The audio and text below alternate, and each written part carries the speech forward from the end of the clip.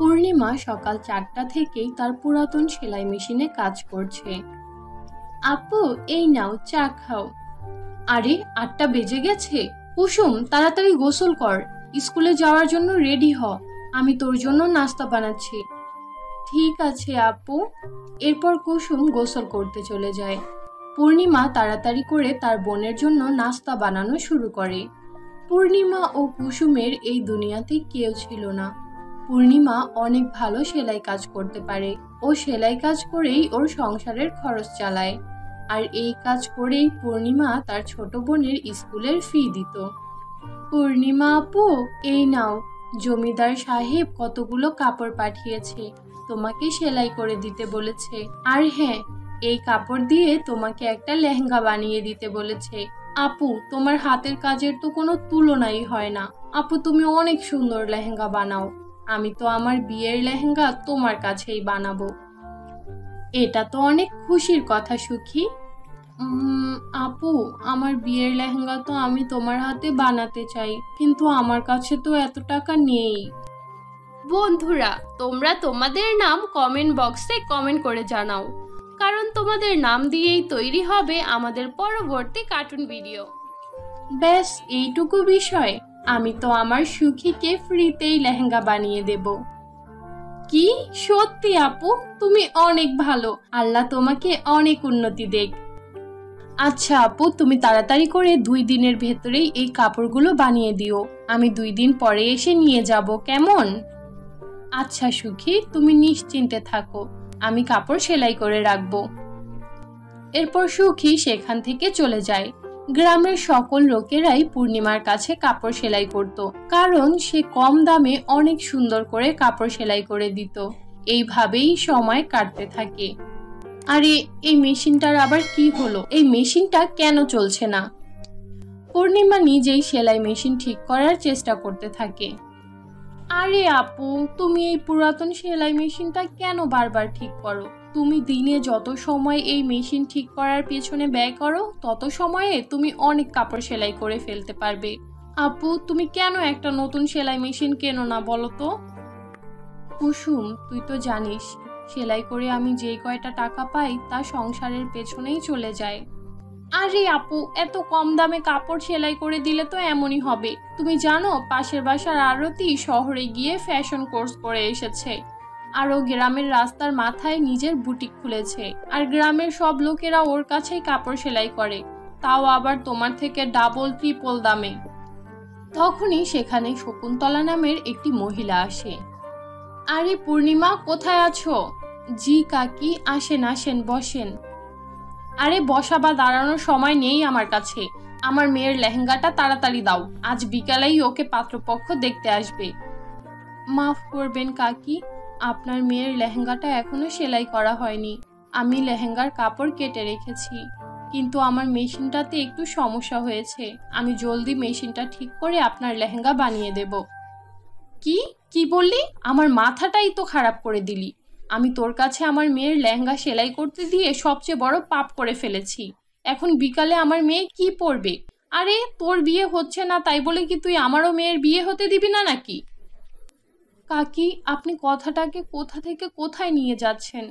আপনি গতকালকেই তো এই লেহেঙ্গা আমাকে সেলাতে দিয়েছিলেন, আর এখন আমার মেশিন খারাপ হয়ে গিয়েছে, এতে আমার কি দোষ? আর আমি তো বলছি 1 ঘন্টার মধ্যে আপনার মেয়ের লেহেঙ্গা সেলাই করে দিয়ে দেব।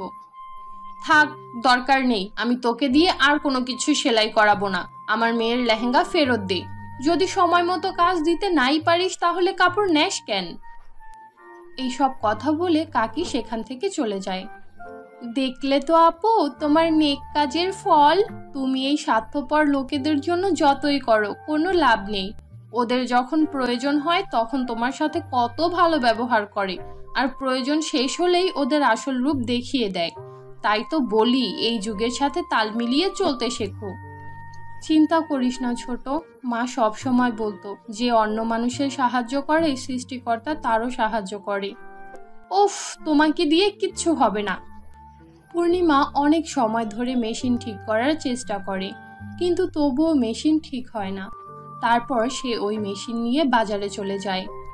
আরে বোন, এই মেশিন তো আর কোনো কাজেরই না।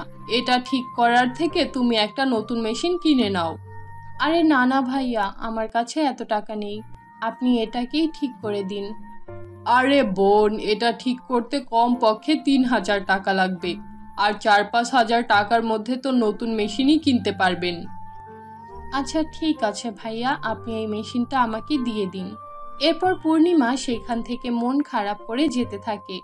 তখনই রাস্তার মাঝে একটা শব্দ শুনতে পায়, বাঁচাও বাঁচাও, কেউ আছো, আমাকে বাঁচাও। আরে এই শব্দ কোথা থেকে আসছে? এখানে তো কাউকেই দেখছি না। আরে আমি এখানে, এই ঝোপের মধ্যে, আমাকে হেল্প করো, বাঁচাও আমাকে। আরে আরে এটা তো প্রজাপতি, ও মানুষের মতো কথা বলছে কিভাবে? পূর্ণিমা তাড়াতাড়ি করে প্রজাপতিটাকে ঝোপের ভেতর থেকে বের করে আনে। তখনই প্রজাপতিটা একটা সুন্দর পরীতে রূপান্তরিত হয়। ভয় পেও না পূর্ণিমা, আমি প্রজাপতি লোকের পরী।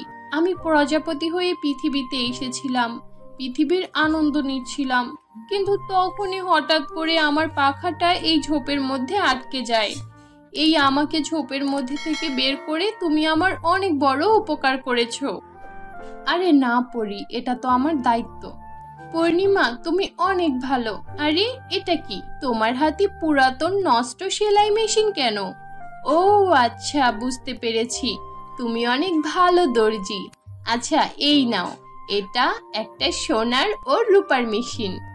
তুমি যখনই এই মেশিনে কাপড় রেখে বলবে সেলাই মেশিন সেলাই মেশিন কাপড় সিলিয়ে দাও, তখনই এই সেলাই মেশিন নিজে থেকে সব কাপড় সেলাই করে দেবে। আর যখনই বলবে জাদুর সেলাই মেশিন কাজ থামিয়ে দাও, তখনই সেলাই মেশিন থেমে যাবে। এই মেশিন তারই প্রতিদান। আপনাকে অনেক অনেক ধন্যবাদ পরি।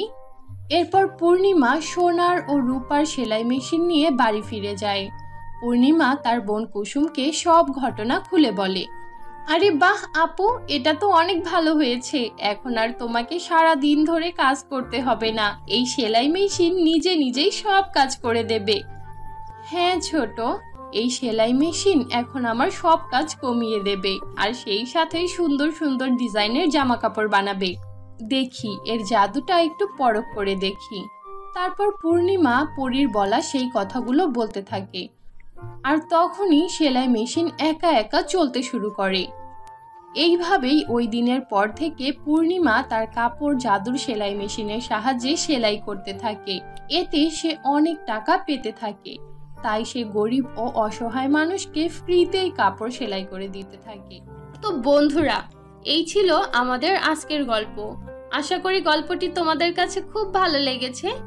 ভালো লাগলে আমাদের আজকের গল্পটিতে একটি লাইক দাও, কমেন্ট করো, আর তোমার বন্ধুদের সাথে শেয়ার করো।